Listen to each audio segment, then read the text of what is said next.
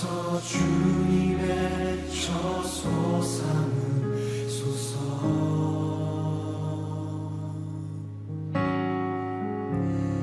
나의 전부이신 주여 내 맘을 받아주소서.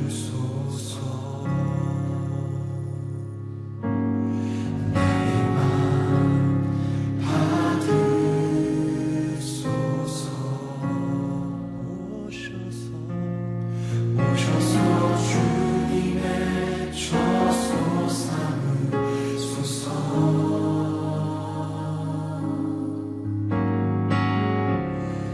나의 전부이신 주여 내 맘을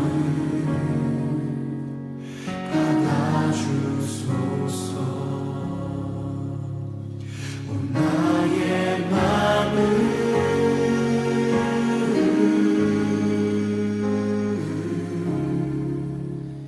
주님께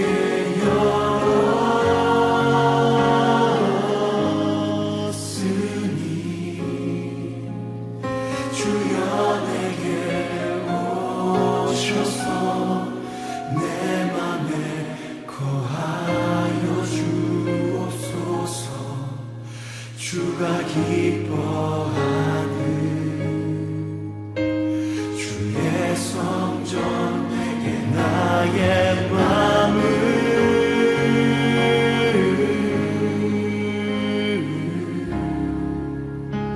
주님께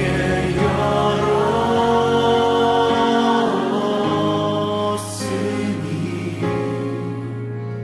주여 내게 오셔서 내 맘에 거하여 주옵소서. 주가 기뻐하는 주의 성전 내게 하소서. 나의 맘 받으소서. 오셔서 주님의 저소 삼으소서. 여전히 나의 전부이신 주여 내 맘을 받아주소서.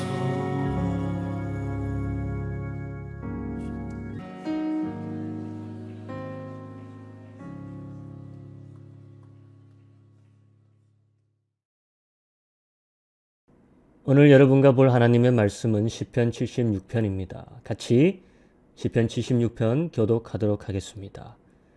하나님은 유다에 알려주셨으며 그의 이름이 이스라엘에 알려주셨도다. 그의 장막은 살렘에 있으며 그의 처소는 시온에 있도다. 거기에서 그가 화살과 방패와 칼과 전쟁을 없이 하셨도다. 주는 약탈한 산에서 영화로우시며 존귀하시도다. 마음이 강한 자도 가진 것을 빼앗기고 잠에 빠질 것이며 장사들도 모두 그들에게 도움을 줄 손을 만날 수 없도다. 야곱의 하나님이여 주께서 꾸짖으심에 병거와 말이 다 깊이 잠들었나이다. 주께서는 경외 받을 이시니 주께서 한번 노하실 때 누가 주의 목전에 서리이까. 주께서 하늘에서 판결을 선포하심에 땅이 두려워 잠잠하였나니 곧 하나님이 땅의 모든 온유한 자를 구원하시려고 심판하러 일어나신 때로다. 진실로 사람의 노여움은 주를 찬송하게 될 것이요 그 남은 노여움은 주께서 금하시리이다. 너희는 여호와 너희 하나님께 서원하고 갚으라. 사방에 있는 모든 사람도 마땅히 경외할 이에게 예물을 드릴지로다. 그가 고관들의 길을 꺾으시리니 그는 세상의 왕들에게 두려움이시로다. 아멘. 할렐루야. 성도님들 좋은 아침입니다. 오늘 하루도 승리하시길 축복합니다. 오늘 시편의 노래는 미래의 희망을 현재 실현으로 노래 부르는 찬송입니다. 무슨 말이냐? 아직 일어나지 않은 일에 대해 꼭 일어난 일처럼 찬양하고 있다는 말입니다. 예를 들어 1절을 보면 이렇게 얘기하고 있죠. 하나님은 유다에 알려주셨으며 그의 이름이 이스라엘에 알려지셨도다. 자, 이 한 구절에만 해도 이루어지지 않은 큰 소망이 들어 있습니다. 성도님들, 제가 한번 질문해 보도록 하겠습니다. 하나님, 그의 이름이 무엇인가요? 유다에 알려주셨으며 이스라엘에 알려진 하나님의 이름이 무엇인지 아십니까? 알고 계신지요? 우리가 통상 부르는 용어 하나님은 이름이기라보다는 명칭입니다. 하나님은 이름이 아니죠. 우리가 믿는 하나님은 이름이 있으신 하나님이십니다. 우리 기독교인들은, 특히 한국에서 신앙생활하신 기독교인들은 다행히도 하나님의 이름을 잘 알고 있습니다. 모세에게 주셔서 밝히신 이름 여호와입니다. 더러는 야훼라고 하기도 합니다. 우리가 야훼인지 여호와인지 알 수 없는 이유가 성경에서 히브리어의 모음이 원래 없었기 때문입니다. 그래서 그 발음의 차이가 있었고 유추할 수밖에 없었던 것입니다. 어떤 사람들은 야후와 이렇게 부르는 사람들도 있습니다. 하지만 적어도 이것은 우리에게 알려진 하나님의 이름입니다. 정작 보통의 이스라엘 사람에게 하나님의 이름이 뭐냐고 묻는다면 여호와라고 대답하지 않습니다. 여호와의 이름을 너무 신성히 여긴 랍비들이 만든 전통으로 인해서 일상생활에서 하나님을 이야기할 때는 여호와 대신 하셴이라고 칭합니다. 하는 정관사 그라는 뜻이고 셴은 이름이라는 뜻입니다. 그러니까 하나님의 이름을 그 이름이라고 부르고 있습니다. 부를 때만이 아니라 또 읽을 때에는 다른 명칭을 씁니다. 성경에서 하나님의 이름이 나올 때마다 유대인들은 여호와라고 읽지 않고 아도나이라고 읽습니다. 통상적인 주님이라는 말로 그냥 읽는 것입니다. 아주 오래된 전통입니다. 그래서 그런 전통을 너무 존중한 나머지 영어 책에서도 여호와라는 단어 대신에 주라고 대부분 표기되어 있습니다. 우리나라 성경책은 여호와라는 단어가 다행히도 뚜렷하게 적혀져 있습니다. 하지만 영어권과 정작 유대인들은 하나님의 이름 여호와를 쓰지도 읽지도 않습니다. 그래서 이제는 대중은 많이 알지도 못합니다. 안 쓰니 당연히 알 수가 없게 되는 것입니다. 그럼 오늘 1절의 말씀을 다시 보면 그의 이름이 이스라엘에게 알려지셨도다. 이것은 현실이기보다는 이루어져야 될 미래의 일입니다. 정작 이스라엘인들은 하나님의 이름을 알지 못하고 사용하지도 않습니다. 물론 십계명에 하나님의 이름을 망령되이 일컫지 말라. 하지만 사용하지 말라라고는 안 했습니다. 아니 성경을 보면 무수히 그의 이름을 찬양하라. 그의 이름을 높여라. 그의 이름으로 맹세해라. 구약에 얼마나 이런 말씀이 많이 나옵니까? 그런데 정작 이름을 몰라서 그 이름이라고 하면 그것이 오히려 하나님의 의도하신 바에 어긋나는 것 아닙니까? 또다시 전통의 말씀을 뛰어넘는 종교적 오류가 생기는 것입니다.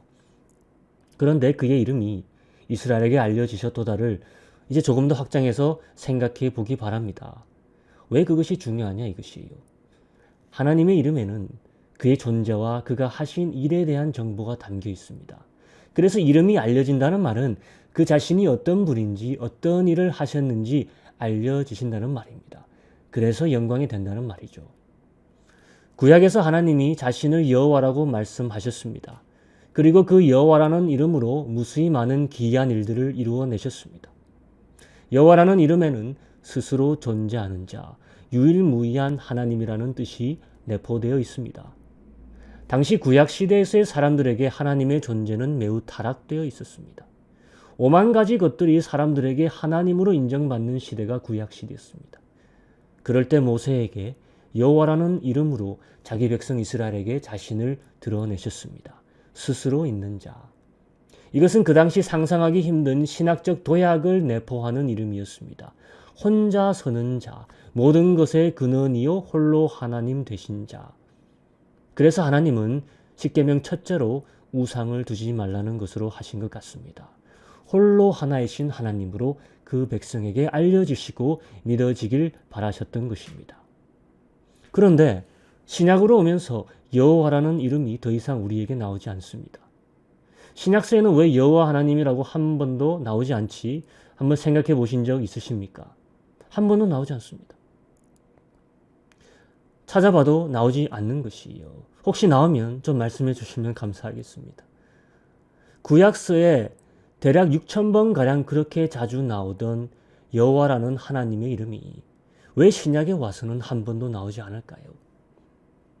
6,000번 가량 그렇게 자주 나오던 여호와라는 하나님의 이름이 왜 신약에 와서는 한 번도 나오지 않을까요? 6,000번 가량 그렇게 자주 나오던 여호와라는 하나님의 이름이 왜 신약에 와서는 한 번도 나오지 않을까요? 물론 히브리어에서 그리스어로 넘어오면서 이런 현상이 일어났다고 생각할 수 있지만 전 좀 더 신학적인 이유가 있다고 생각합니다. 구약에서 알려진 하나님의 이름은 여호와가 맞습니다. 하지만 신약서에서 우리에게 알려진 하나님의 이름이 뭐냐 이거예요. 다 아시는 줄로 믿습니다. 바로 예수입니다. 자, 예수가 무슨 뜻입니까? 여호와가 구원하신다는 말입니다. 여호와의 이름이 예수라는 이름 안에 들어가 있습니다. 하지만 스스로 있는 자라는 뜻만 있는 것이 아니라 그분의 사역을 이야기하는 이름입니다. 여호와가 뭐 하신다? 구원하신다예요. 예수가 구원자 하나님이시라는 것입니다. 우리를 어디서 구원하시는 분입니까? 우리 죄에서.